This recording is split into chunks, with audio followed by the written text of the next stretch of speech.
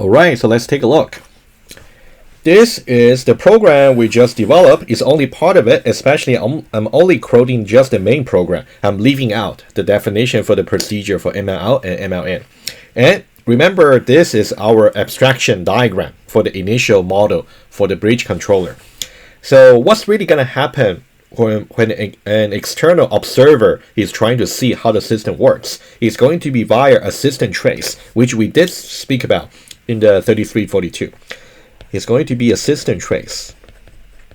System trace. And it's going to be basically a sequence of event occurrences. A sequence of event occurrences.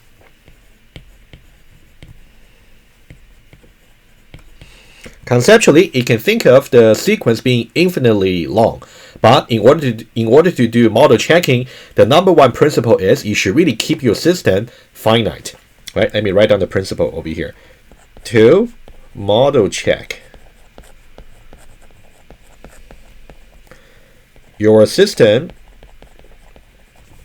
under verification should be kept finite.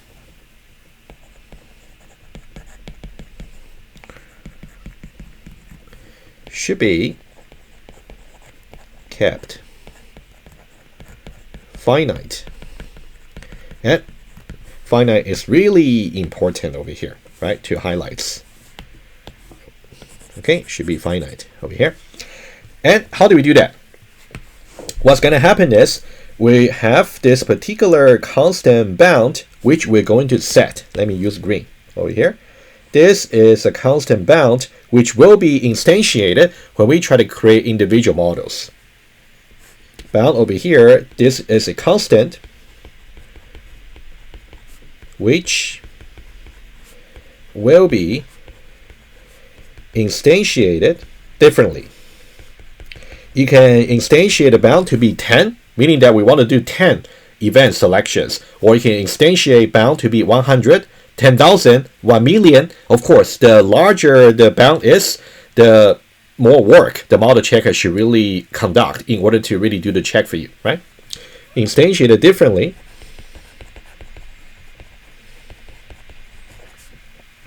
Instantiate differently when creating models. And when I say models over here, I'm really talking about the model that's listed as an option for you to create in the TLA Plus tool. Let me just double click on the tab over here. You can see the models over here. Right? Currently, we have not created any models. That will be done a little bit later.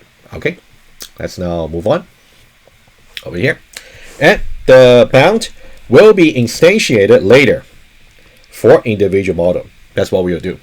And the I over here is really to keep track of where we are in terms of the event selection. Let's say, for example,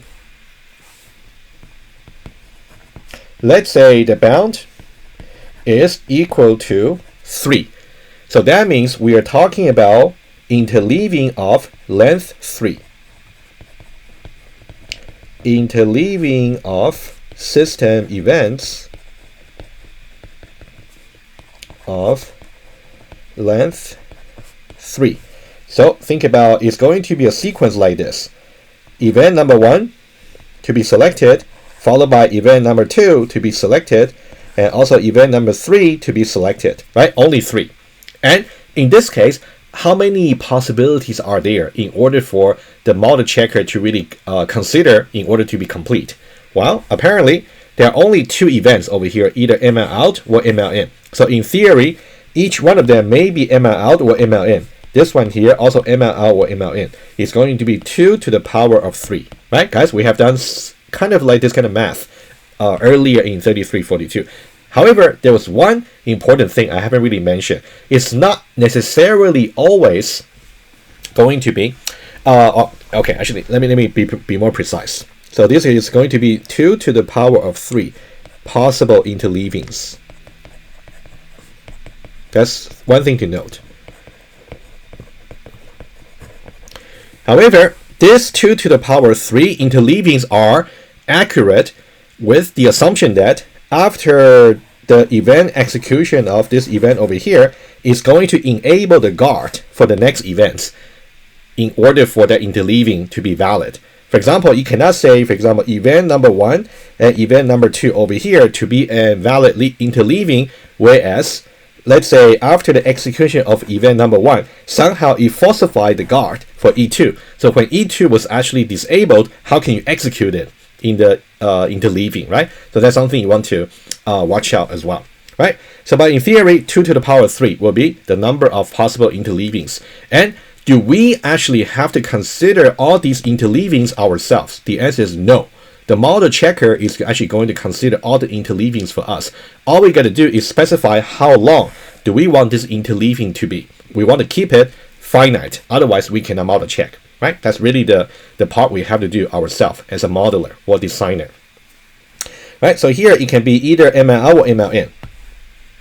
Okay, so here this can be either ML out or ML in. And also, let's say if I have, let me just draw some general point which I just mentioned. If this is event E1, if this is event E2, right? E1 and E2 can also be E1 here and also E2 here, can be anywhere. We want to make sure for this part of the interleaving to be valid, then this E2 must be enabled right after E1, right? It's really important. Okay, let me just put a very important note over here. So right over here, right? I'm going to put it, actually, let me put it right here. Okay. So one thing to note, for this part of interleaving to be valid,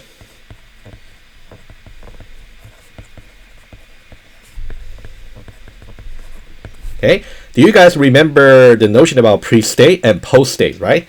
So the pre-states of E1 is over here. So the pre-states of E1, the states of the system right before E1 occurs. And over here, this one here, right? This one over here is the post-states for E1. And at the same time, the pre-states of E2, right?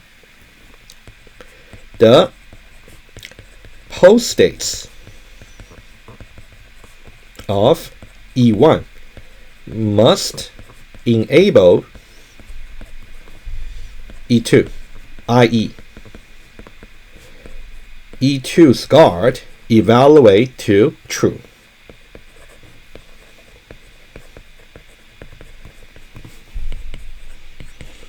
Right, hopefully it's not too bad so far, right? That's kind of what you learned from 3342. So we are somehow introducing some new construct like a Pascal, and also we are trying to link that to the concept you have learned already, right? Okay, recap. E1 has got a pre-state and post-states.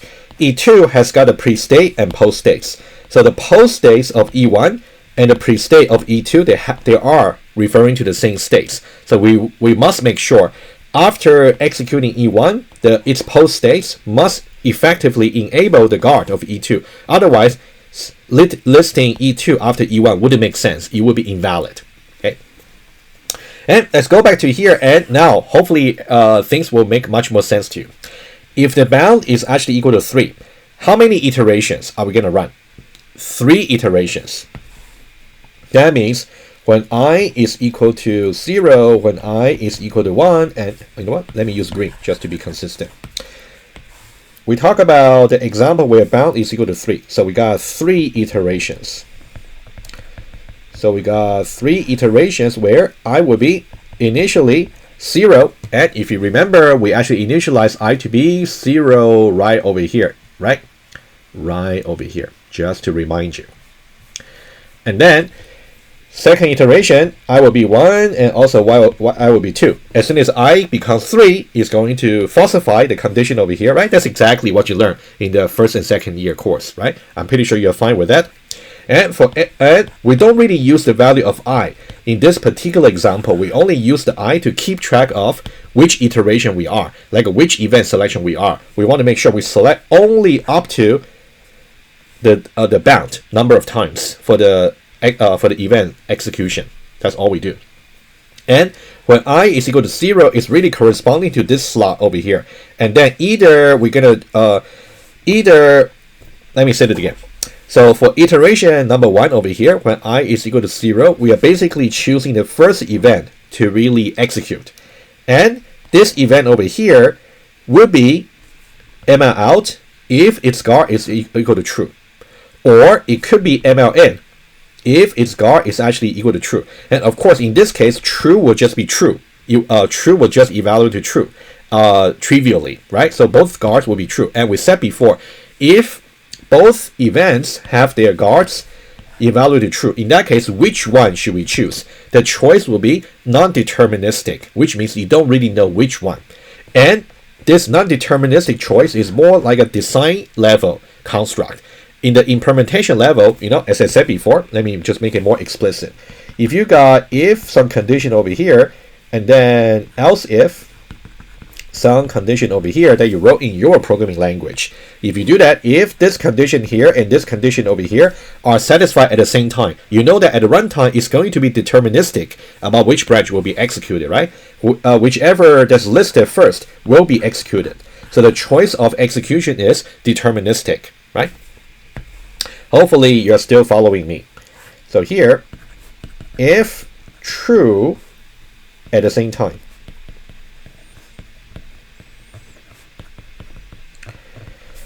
the choice of execution of each branch should really go is still deterministic. Deterministic over here, right? It's a really important keyword you should know, deterministic. Because we always go for this one over here. Well, sorry, we'll always go for the branch following the if. On the other hand, if for the either or over here, it's more like a design level construct. The execution will be the choice of execution if both guards are actually true will be non-deterministic. Let me write it down. So either or over here, this will be a design construct. Design level construct. Meaning that when both are actually true, selecting either this or this, it will be a non-deterministic choice. Deterministic choice. Sorry, the font size is a little bit small, but I'm pretty sure you can still read it. All right. Alrighty, so that's about the idea of how we translated the event-based style initial model of our bridge controller system from here into this central controller event execution model over here. Both are formal, and both of them can be turned into some transition system. Okay, and how do we model check it? So we definitely have to put in the properties, and by defining some Boolean expressions, and then we're going to use the tool to do model checking. And let's now take a look.